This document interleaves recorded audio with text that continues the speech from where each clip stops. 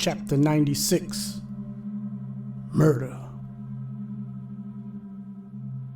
I was placed in a car driven by 2 black FBI agents. This was hilarious. I guess they would make me comfortable enough to open up about my brother's whereabouts and some of the murders. Not gonna happen. They even had the nerve to ask if I could get them an autograph from my auntie, who was a backup singer for Bob Marley. They said they even knew that my father and uncles were producers for Bob. I ignored them. After 20 minutes of silence, the car pulled up at the same police headquarters that Benny had demolished 3 months earlier.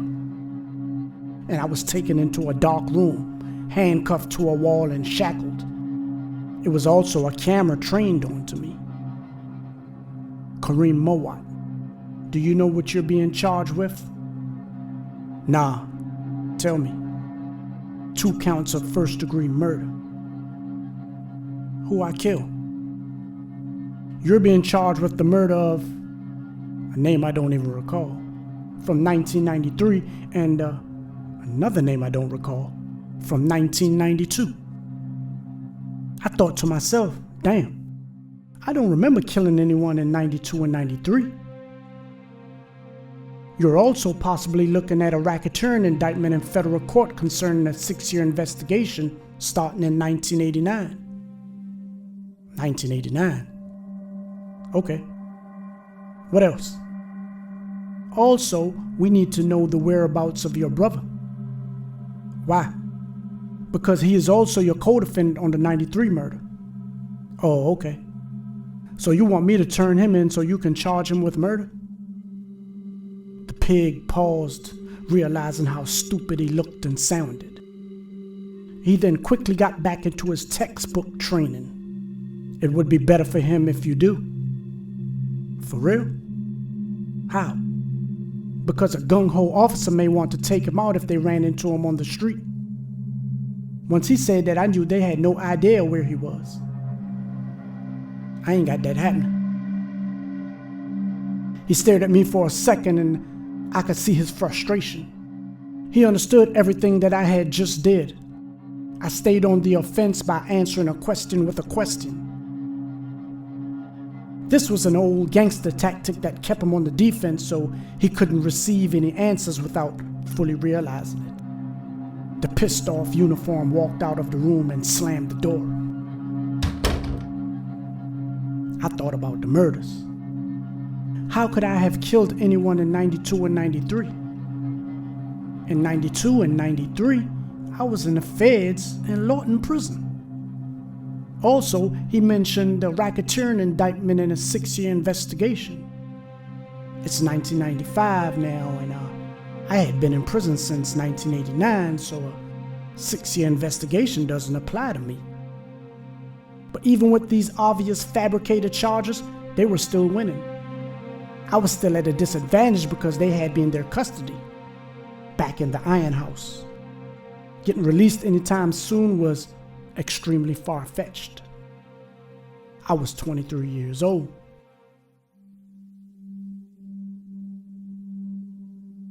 Chapter 97. Corpse. Sleep deprivation is a torture tactic employed by the CIA against terrorism suspects. The lack of sleep demolishes the brain function and physical abilities. Going from city to city hustling and rarely sleeping was a self-inflicted torture that we placed onto ourselves, and it always caught up to us once we were locked up. For the first few days, all we wanted to do was sleep. The agents that interrogate understood this. Whenever one of them left the room after probing with frivolous questions, the motion detection light would go off, causing the windowless room to go pitch black, and I would immediately nod off.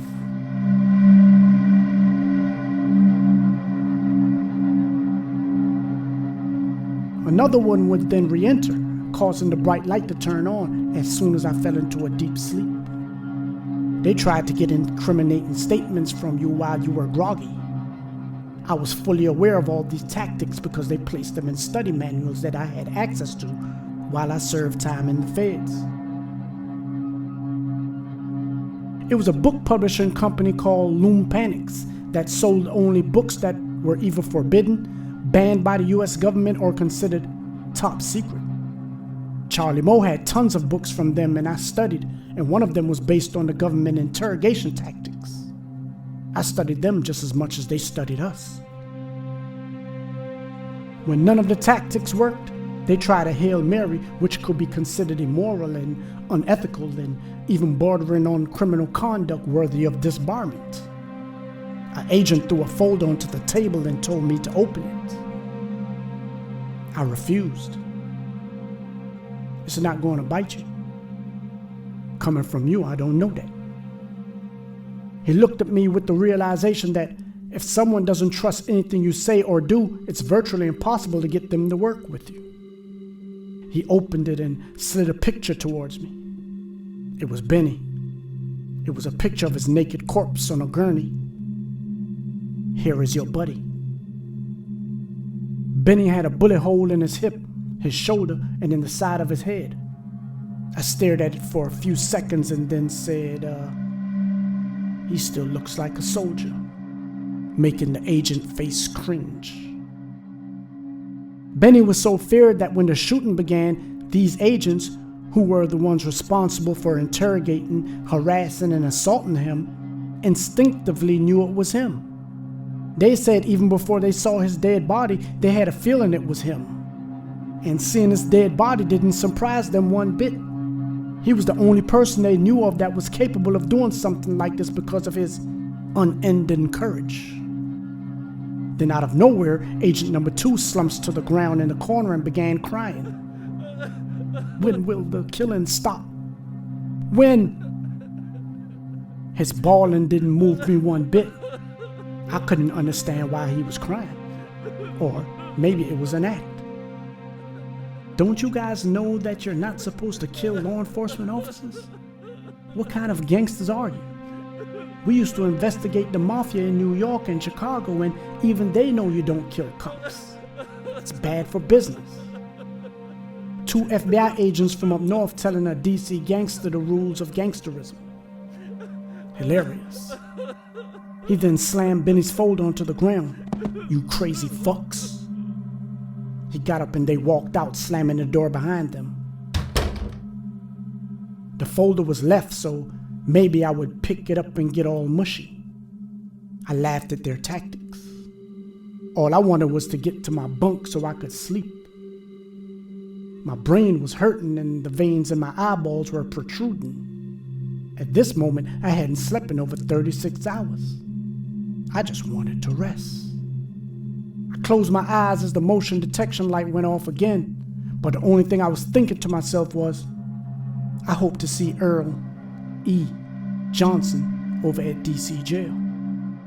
He was a denture-wearing rat that was implicating everyone. He was the informant that got me charged with murders I didn't commit. If I could get a chance to see him, I would take him out.